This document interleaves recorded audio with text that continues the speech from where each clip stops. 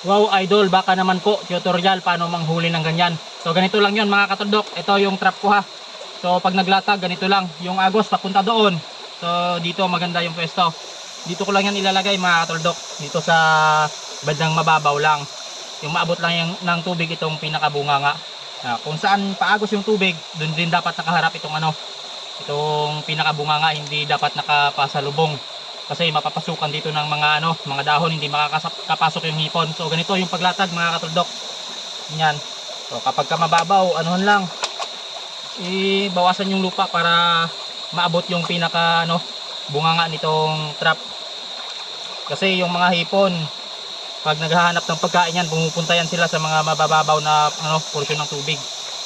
Yan. Sa gabihan sila naghahanap ng pagkain.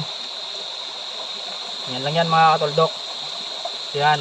Tapos lagyan ko lang yan ng mga bato-bato para ba ipitin. Siyempre itatali ko yan dito sa sa baging para pag bumaha hindi siya maanod. At alagyan ng mga dahon-dahon mga katuldok para kapag katanghali ka na magpandaw, yung hipon hindi makalabas, hindi nalalabas kasi madilim din sa madilim na sa dito sa loob. Kasi pag tanghali na maliwanag na, hahanap talaga ng butas yung na yan, yung hipon para makalabas. So ganyan lang yan mga katuldok. Lagyan ng bato. Yan. Yan, okay na ito mga katuldok. So bukas papandawin ko ito. Tingnan kung may may laman na. So ganyan lang mga katuldok, maglatag ng trap.